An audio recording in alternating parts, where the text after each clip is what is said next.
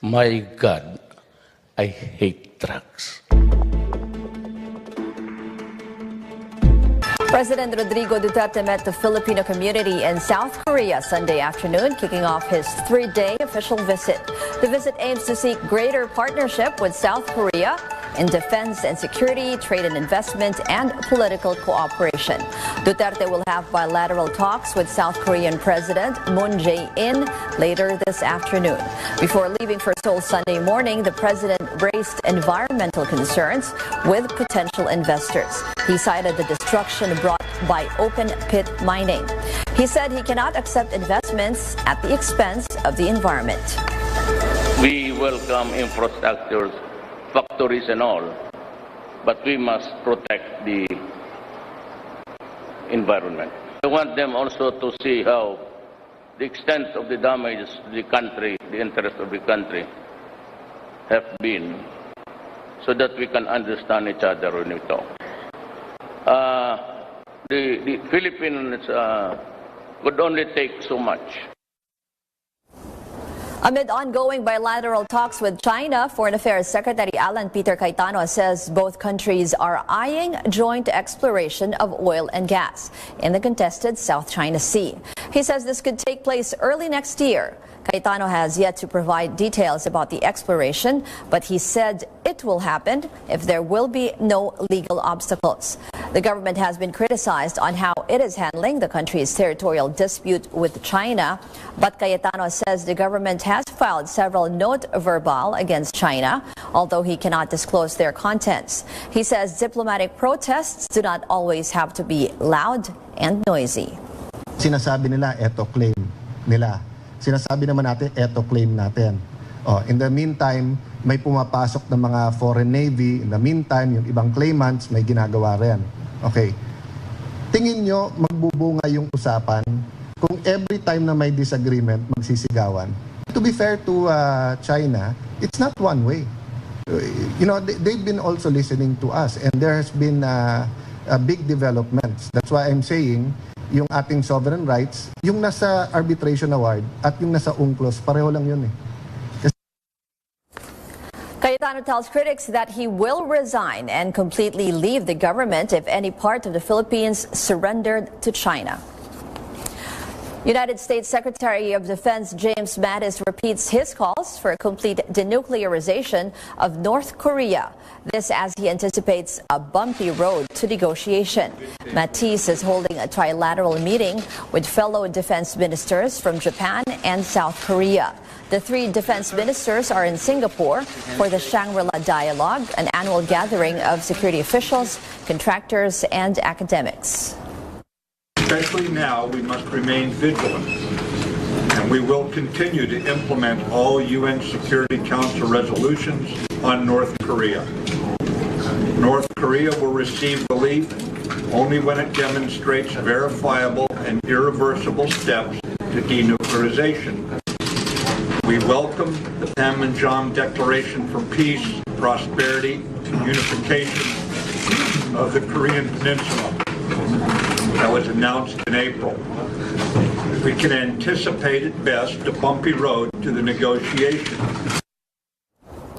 Pressure is growing on North Korea as its leader Kim Jong-un is set to meet U.S. President Donald Trump. This after an earlier cancellation left organizers wondering if the meeting would ever take place. The U.S. and North Korea summit would be the highest level meeting between a U.S. president and a North Korean official since the year 2000. CNN's Alexander Field reports from Seoul. U.S. Secretary of Defense Jim Mattis wrapping up a trip to the region with a warning that there could be a bumpy road to the negotiation. Those words being spoken more than a week before the scheduled sit-down between the U.S. President Donald Trump and the North Korean leader Kim Jong-un. Mattis took a tougher tone than President Trump has taken in recent days, warning that all sanctions will be fully kept in place against North Korea until there are steps toward complete, verifiable, irreversible denuclearization. There have been no details from the administration as to how they hope to accomplish that with North Korea, but the plans for the summit move ahead. Again, it's just more than a week away. And North Korea is taking steps before that summit to shore up some of its closest relationships. In recent months, we have seen the North Korean leader meet twice with the Chinese President Xi Jinping. Also this week, word that Kim Jong-un would be meeting with the Russian President Vladimir Putin before the end of the year. And now word from state news in North Korea that Kim Jong-un plans to meet with the Syrian President Bashar al-Assad in Pyongyang. KCNA in North Korea is saying that Assad said this: "The world welcomes the remarkable events in the Korean Peninsula brought about by the outstanding political caliber and wise leadership of Kim Jong-un. I'm sure he will achieve the final victory and realize the reunification of Korea without fail." Certainly, the relationship between North Korea and Syria stretches back decades to the 60s. Kim Jong-un's grandfather, the founder of North Korea, met with President Assad's father back in the 1970s. Assad and Kim have now traded friendly, supportive, and congratulatory messages from time to time. Of course, this will be the first face-to-face meeting between the two leaders. In Seoul, Alexandra Field. Shifting gears now, this week's Time magazine has an unusual cover. For the first time ever, it features an image with a logo and red border created entirely by unmanned aircraft or drones. The company worked with Intel to create the unique cover over California's sky. It features 958 shooting star drones.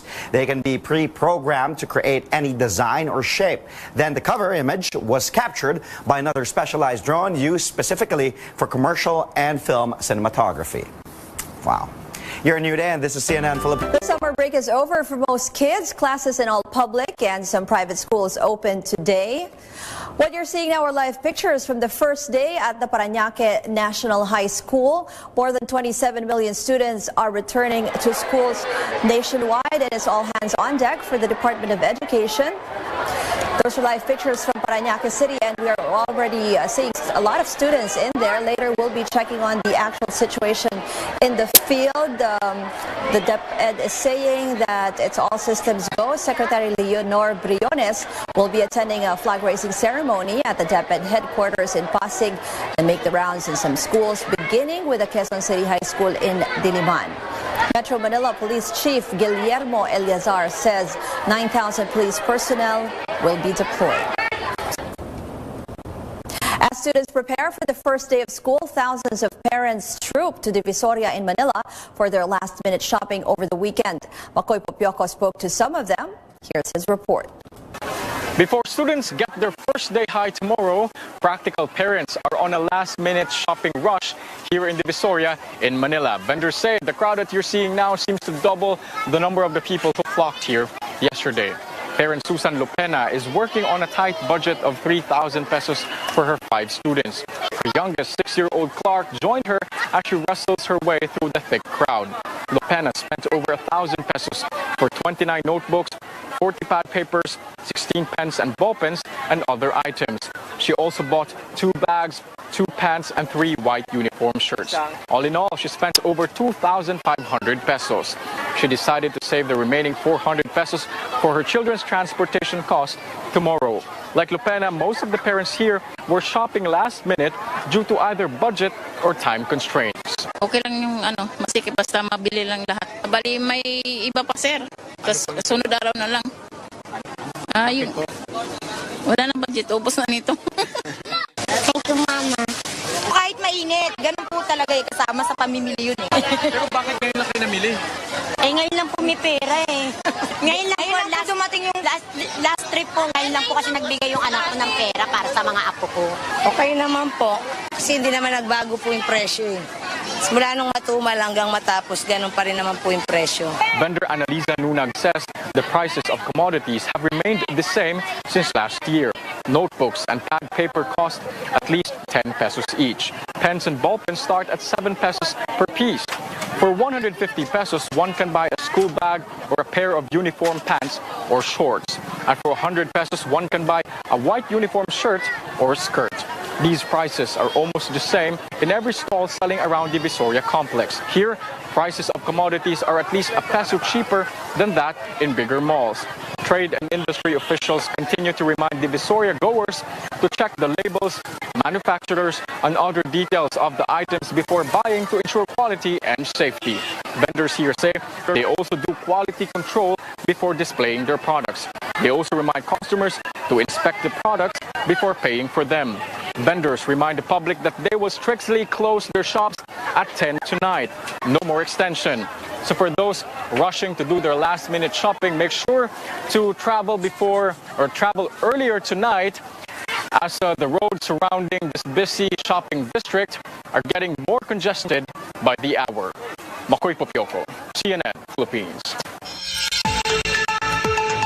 A check on our global headlines. Trade talks between the United States and China may be in trouble.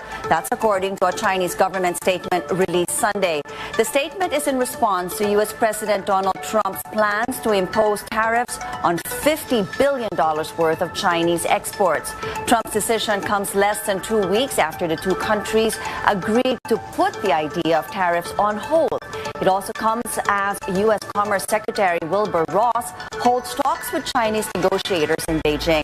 China called the weekend talks with Secretary Ross as positive and concrete, but warned that they would be null and void if the tariffs continue. Britain remembers the first anniversary of the London Bridge attack. 8 people were killed and dozens more wounded after militants drove a van into pedestrians on London Bridge. The attackers also stabbed revelers in the nearby market. The victims were remembered with a National Minute of Silence and Tribute, among other commemorative events. A tragedy in Thailand is serving as a reminder of the waste littering the world's oceans. A short-fin male pilot whale has died in the southern Songkhla province after ingesting more than 17 pounds of plastic bags and packaging. Veterinarians removed over 80 plastic bags from the whale's stomach during an autopsy, according to Thailand's Department of Marine and Coastal Resources. Volunteers and veterinarians worked for several days to save the whale. On June 1st, the whale started to vomit pieces of plastic that the animal struggled fiercely as it tried to purge its body of the plastic. The Thai government will seek to raise awareness about the massive problems of marine litter for World Oceans Day on June 8th.